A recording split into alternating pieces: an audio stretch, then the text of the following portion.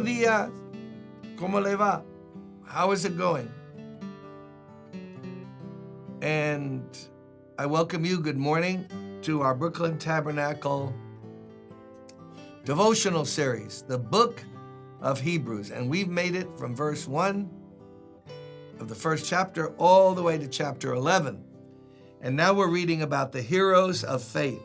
All these people were commended because they lived by faith. That's possible for you and I. Otherwise, why would God give us these examples if we can't live by faith? The just shall live by faith, not just get saved by faith. Faith should be their everyday atmosphere, faith in God. So, although these people were human and made mistakes, they had this strong grip on God and His promises, and were expecting and living with a hope that what God promised for the future, He would do, and that there were things that were more real than the physical world. There you go. That's a good way to say it. There's the physical world, but there's things right now. You know, like there's sound waves going through this room. I can't see them.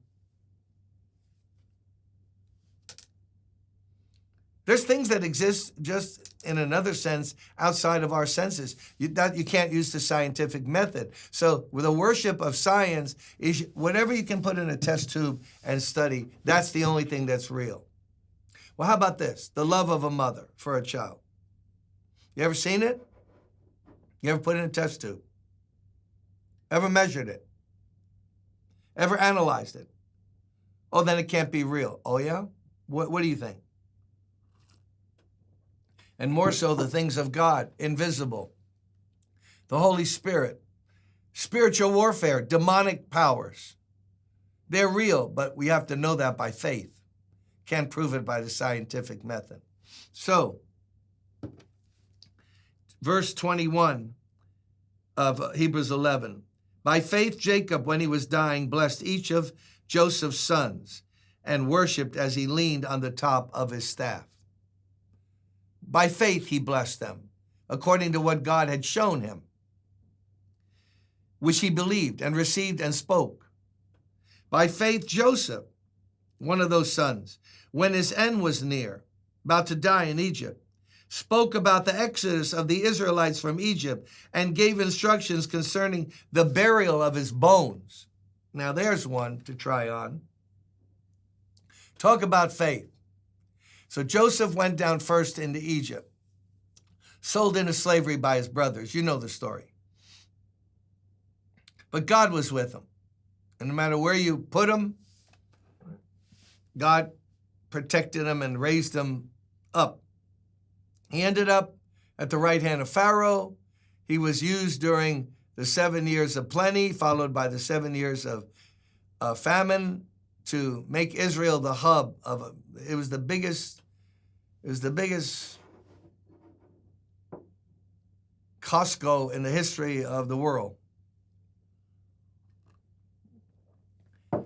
Then his brothers, who had sold him down the river, that's quite a story, came down. He revealed himself finally to them, and they realized, boy, the one we betrayed and gave up for almost dead, he's the one we're begging food from. Then the father, Jacob, came down, and they were all living there, 72 of them. Now the years went on. But even before Joseph died, he knew, wait a minute, God's promises to Abraham, Isaac, and my father were that land is going to be ours up there.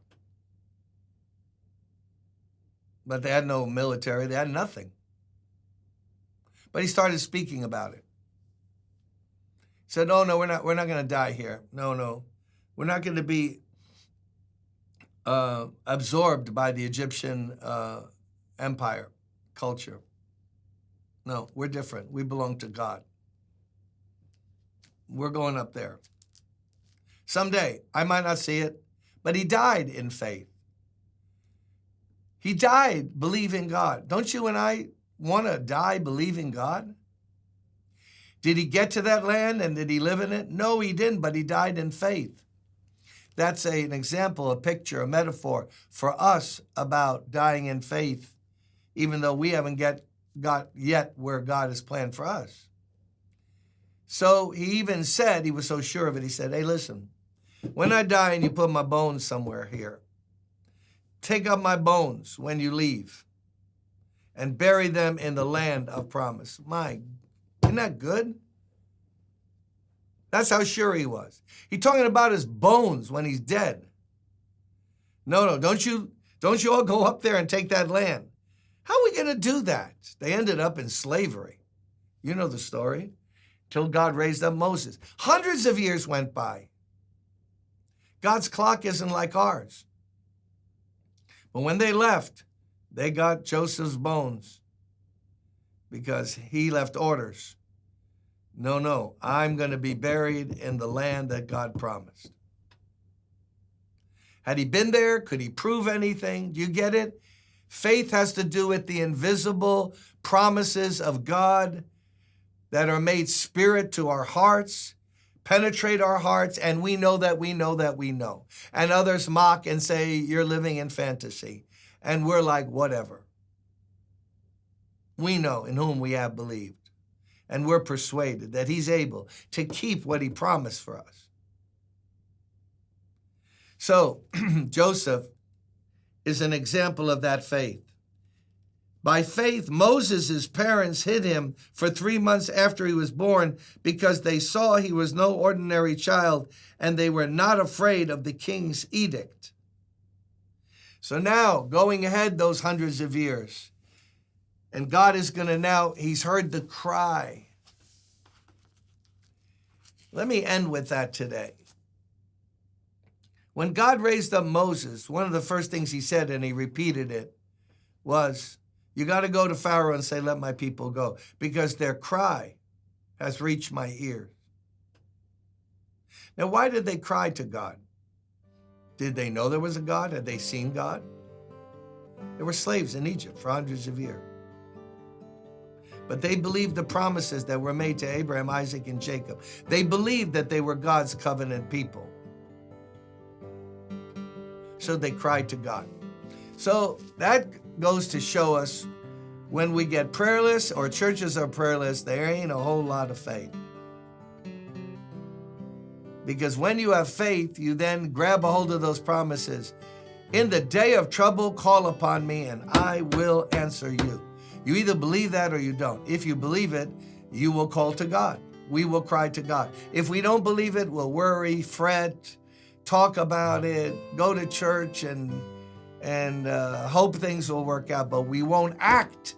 Faith brings action. Faith without works is dead. So today, don't mentally believe. Believe with all your heart and do what God tells you to do. And especially this, in the day of trouble, God says, call upon me. Why? And I will answer you.